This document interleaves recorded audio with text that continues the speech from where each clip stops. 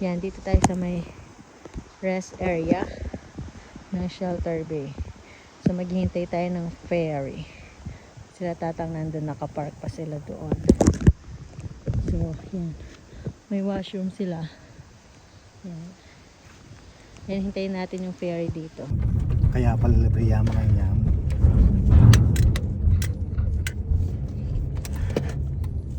So makikita mo na agad.